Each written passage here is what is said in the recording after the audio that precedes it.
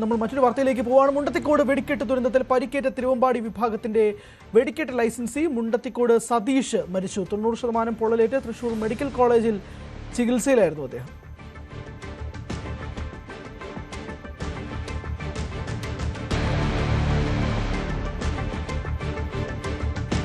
എന്തായാലും വളരെ ഞെട്ടലുണ്ടാക്കിയ ഒരു വാർത്ത തന്നെയായിരുന്നു. കുറച്ച് ദിവസങ്ങൾക്ക് മുമ്പ് ഉണ്ടായിരുന്ന ആ വെടിക്കെട്ട് ദുരന്തം, അതിൽ DNA പരിശോധന ഉൾപ്പെടെ നടക്കുന്ന ഒരു സാധ്യതയും കൂടി ഉണ്ടായിരുന്നു. 4 പേരുടെയോളം ഉണ്ടായിരുന്നു. അതിനിടയിലാണ് ഇപ്പോൾ ഈ ഒരു വാർത്തയും കൂടി വരുന്നത്. മുണ്ടത്തിക്കോട് സതീഷ് മരണപ്പെടുന്ന വാർത്ത. തിരുവമ്പാടി വിഭാഗത്തിൻ്റെ വെടിക്കെട്ട് ലൈസൻസി ആയിരുന്നു അദ്ദേഹം. എന്തായാലും 90% അദ്ദേഹത്തിന് പൊള്ളലേറ്റിരുന്നു. തിരുവമ്പാടിയുടെ വെടിക്കെട്ട് കരാറുകാരൻ കൂടിയാണ് അദ്ദേഹം. മാധ്യമങ്ങൾക്ക് മുന്നിൽ വന്നിട്ട് അദ്ദേഹം സംസാരിക്കുകയും ചെയ്തിരുന്നു. മുൻപ് ഇതുമായി ബന്ധപ്പെട്ട്, വെടിക്കെട്ടുമായി ബന്ധപ്പെട്ടുള്ള കാര്യങ്ങളൊക്കെ തന്നെ മുന്നേ സംസാരിച്ചിട്ടുണ്ട്. അതുകൊണ്ട് തന്നെ ആളുകൾക്കും അദ്ദേഹത്തിന് സുപരിചിതം തന്നെയാണ്. അദ്ദേഹമാണ് മരണപ്പെട്ടിരിക്കുന്നത് എന്നുള്ളതും കൂടി പുറത്തു വരുന്നൊരു വാർത്ത. ഏകദേശം അദ്ദേഹം തൃശ്ശൂർ മെഡിക്കൽ കോളേജിൽ ചികിത്സയിലായിരുന്നു. ആ സമയം മുതൽ തന്നെ അദ്ദേഹം മരണത്തോട് മല്ലിട്ട് കിടക്കുകയായിരുന്നു എന്ന് പറയേണ്ടി വരും. കാരണം അദ്ദേഹത്തിൻ്റെ ശരീരത്തിൽ ഏകദേശം 90% പൊള്ളലേറ്റിരുന്ന ഒരു സാഹചര്യമായിരുന്നു ഉണ്ടായിരുന്നത്. പക്ഷേ ഒരു സമയത്തും അദ്ദേഹത്തിൻ്റെ ആരോഗ്യനില കൂടുതൽ വഷളാവുന്ന രീതിയിലേക്കാണ് കാര്യങ്ങൾ മാറിയത്. ഇപ്പോൾ ഏറ്റവും ഒടുവിൽ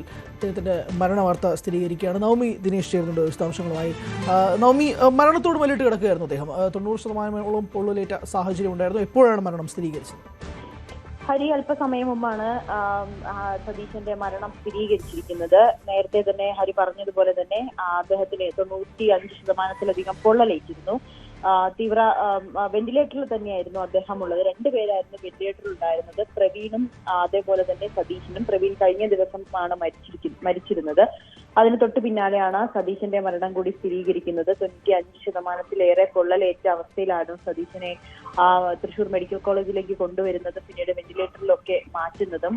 ഡോക്ടർമാർ പരിശ്രമിച്ചിരുന്നു തിരിച്ച് സതീശനെ ജീവിതത്തിലേക്ക് കൊണ്ടുവരാൻ, പക്ഷെ അത് വിഫലമായിരിക്കുകയാണ്. വളരെ ഗുരുതരമായി പരിക്കേറ്റ സതീശൻ അല്പസമയം മുമ്പാണ് മരിച്ചിരിക്കുന്നത്. എന്തായാലും ഇനി പോസ്റ്റ്മോർട്ടത്തിന് ശേഷം മൃതദേഹവുമായി ബന്ധപ്പെട്ട മരണം 15 ആയിരിക്കുകയാണ്. നേരത്തെ തന്നെ അറിഞ്ഞിരുന്നു ഈ സതീശന്റെ നില അല്പം ഗുരുതരമായിരുന്നു എന്ന്. ആ ഒരു സാഹചര്യത്തിൽ തന്നെയാണ് അദ്ദേഹത്തിന്റെ മരണവും. ഈ വെടിക്കെട്ട്, അതായത് ഈ വെടിക്കെട്ട് പുരയുടെ ലൈസൻസ്, ഈ വെടിക്കെട്ട് നിർമ്മാണത്തിനും മറ്റുമായിട്ട് ലൈസൻസ് എടുത്തിരുന്നത് ഈ സതീശന്റെ പേരിലായിരുന്നു. സതീശൻ വർഷങ്ങളായി സതീശൻ ഈ തൃശൂർ പൂരവുമായി ബന്ധപ്പെട്ട ഈ ഒരു വെടിക്കെട്ടിന് വേണ്ടി നിർമ്മിക്കുന്ന വെടിക്കെട്ട്, ഈ പടക്കങ്ങളടക്കം നിർമ്മിക്കുന്ന വ്യക്തിയാണ് സതീശൻ. അതിനിടയിലാണ് ഈ ഒരു അപകടം സംഭവിക്കുകയും സതീശൻ ഉൾപ്പെടെയുള്ളവരെ ആശുപത്രിയിലേക്ക് പ്രവേശിപ്പിക്കുകയും ചെയ്തത്. എന്തായാലും അല്പസമയം മുമ്പാണ് സതീശന്റെ മരണവും സ്ഥിരീകരിച്ചിരുന്നത്. ഹരി, മുണ്ടത്തിക്കോട് സതീഷ് മരിച്ചു. അദ്ദേഹം വെന്റിലേറ്ററിൽ ചികിത്സയിൽ കഴിയുകയായിരുന്നു. അദ്ദേഹമാണ് മരണപ്പെട്ടത്. പോസ്റ്റ്മോർട്ടത്തിന് ശേഷം ബന്ധുക്കൾക്ക് മൃതദേഹം കൈമാറുമെന്നുള്ളതാണ് റിപ്പോർട്ട്. നവമി ദിനേഷാണ് ഏറ്റവും ഒടുവിലത്തെ വിശദാംശങ്ങൾ നൽകി.